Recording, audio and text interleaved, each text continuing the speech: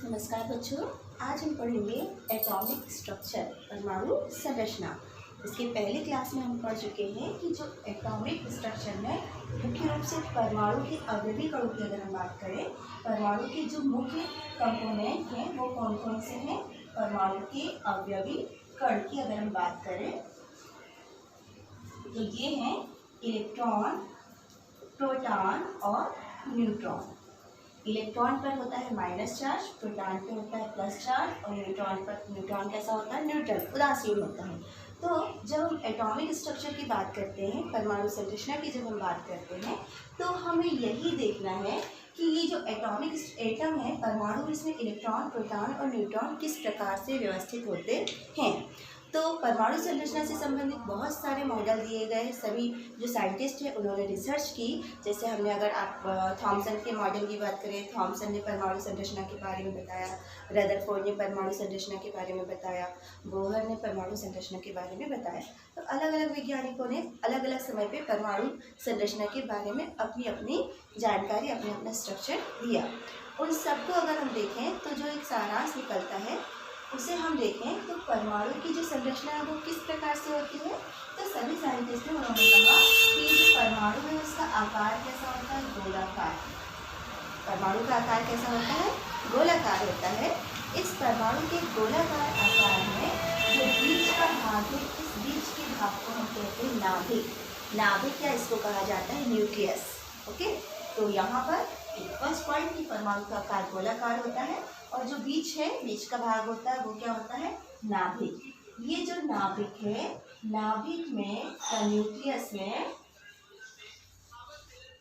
Electron एवं nucleus में proton व न्यूट्रॉन पाए जाते हैं। प्रोटॉन व न्यूट्रॉन पाए जाते हैं, नाभिक में पाए जाते हैं। और नाभिक के चारों ओर ये बंद वृत्ताकार कक्षाएं पाई जाती हैं, जिन्हें हम फोर्स भी कहते हैं, सेप भी कहते हैं।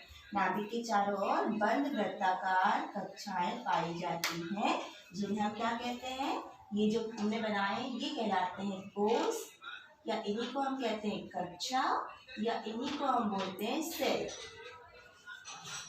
ठीक है, तो यहाँ पर नाभिक के चारों ओर बंद वृत्ताकार कक्षाएं पाई जाती हैं।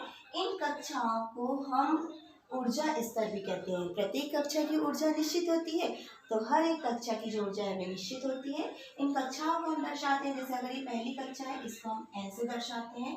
n बराबर 1, n बराबर 2, n बराबर 3 और आगे इसी प्रकार से n बराबर 4। तो इन्हें कहा जाता है ऊर्जा स्तर, कक्षा या सेल, क्योंकि हर एक कक्षा की एक निश्चित ऊर्जा होती है। जैसे हमने कहा जो नाभिक के पास कक्षा है उसकी ऊर्जा है E1, नाभिक से दूर जो है उसकी ऊर्जा है E2।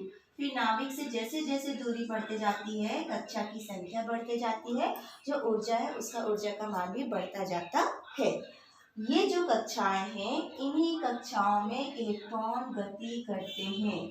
जो हम बात कर रहे हैं इलेक्ट्रॉन की, ये इलेक्ट्रॉन इन्हीं बंद वृत्ताकार कक्षाओं में गति करते हैं।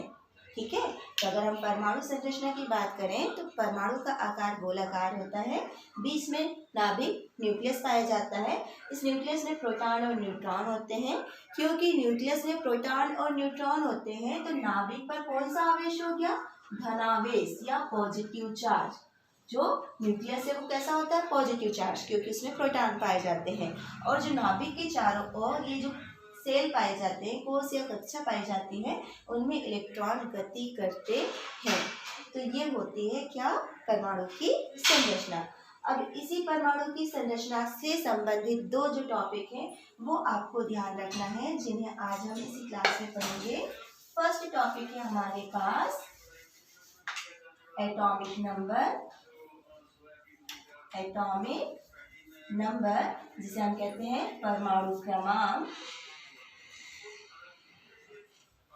और दूसरा हमारे पास टॉपिक है एटॉमिक मास या परमाणु द्रव्यमान। परमाणु द्रव्यमान, ठीक है, एक बार फिर से हम इसको रिवाइज कर लें, क्योंकि हमें आवश्यकता पड़ेगी परमाणु क्रमांक और परमाणु भार जब हम पढ़ेंगे।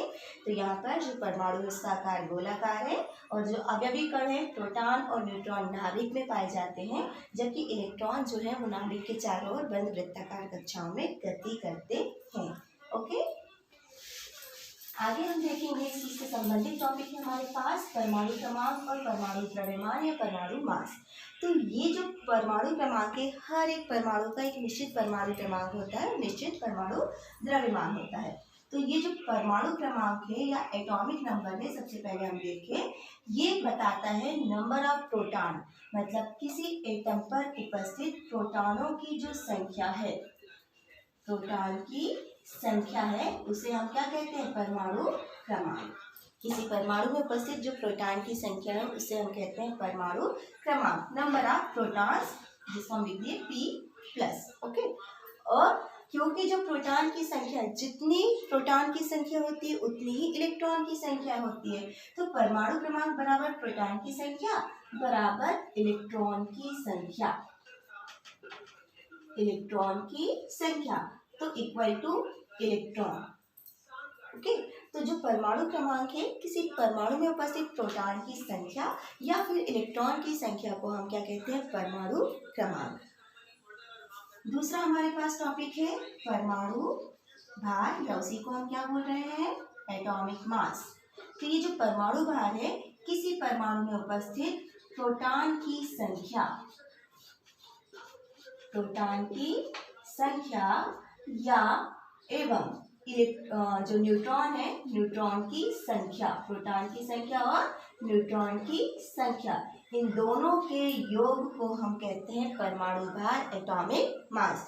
मतलब number of proton plus number of neutron, इन दोनों का जो योग है वो क्या कहलाता है, एटॉमिक मास। और जो नंबर ऑफ प्रोटॉन है उनको हम क्या कहते हैं, परमाणु क्रमांक, एटॉमिक नंबर। तो ये आप दोनों जो पॉइंट है वो बहुत अच्छे से ध्यान रखें, क्योंकि केमिस्ट्री में जब हम आगे इलेक्ट्रॉनिक विन्यास पढ़ते हैं तो ये सारी चीज़ों की हमको जरूरत पड़ती है। ओके, तो फिर से एक बार रिवाइज कर लें, परमाणु क्रमांक, नंबर ऑफ प्रोटॉन जो है वो एटॉमिक नंबर या प्रोटॉन परमाणु क्रमांक कहलाते हैं, जबकि प्रोटॉन की संख्या एवं न्यूट्रॉन की संख्या का जो योग है वो क्या कहलाता है, परमाणु भार। और यहाँ पर जब हम किसी परमाणु को दर्शाते हैं, आपको पता है जितने भी परमाणु हैं उनको हम संकेत के माध्यम से दर्शाते हैं। तो जब हम परमाणु को संकेत के माध्यम से दर्शाते हैं तो उनके साथ हम परमाणु क्रमांक और परमाणु भार इन दोनों को लिखते हैं। किस प्रकार से लिखते हैं ये देखें हम।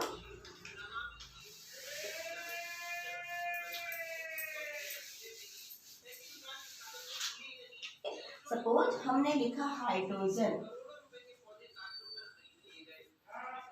हमने क्या लिखा, हाइड्रोजन। तो हाइड्रोजन को हम किस प्रकार से लिखते हैं, हाइड्रोजन का संकेत क्या है, H। ओके, तो ये जो H है उसमें हमने नीचे लिखा 1 और ऊपर लिखा 2। तो वास्तव में जब हमको किसी परमाणु को दर्शाना है तो हम उसका क्या लिखते हैं, मध्य में हम उसका लिखते हैं संकेत, और संकेत का जो नीचे वाला भाग है वहां पर हम लिखते हैं परमाणु क्रमांक या एटॉमिक नंबर, और ऊपर वाला जो भाग है वहां पर हम लिखते हैं परमाणु भार या एटॉमिक मास। ठीक है, मतलब यहाँ पर अगर मैंने लिखा हाइड्रोजन, तो ये जो हाइड्रोजन है उसमें जो 1 लिखा है वो हो गया परमाणु क्रमांक, और मैंने जो ऊपर लिखा है 2 वो हो गया उसका परमाणु भार। और भी अगर हम एग्जाम्पल देखें तो हमारे पास नेक्स्ट एग्जाम्पल, सपोज हमने लिखा कार्बन। तो ये जो कार्बन है, कार्बन का संकेत क्या है, C। हमने यहाँ नीचे लिखा 6 और यहाँ पर लिख दिया 12।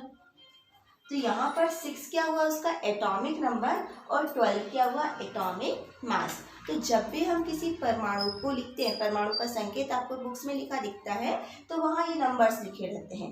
तो ये जो नंबर्स है उसमें जो नीचे नंबर्स लिखा रहता है जो कम है वो क्या कहलाता है एटॉमिक नंबर, और जो ऊपर लिखा रहता है वो क्या कहलाता है एटॉमिक मास। तो हमें परमाणु के जो एटम है उनके एटॉमिक नंबर याद होने चाहिए। तो ये एटॉमिक नंबर हम याद कर लेते हैं तो आगे हमारे जो भी टॉपिक हैं वो हमारे बहुत अच्छे से तैयार होते जाते हैं।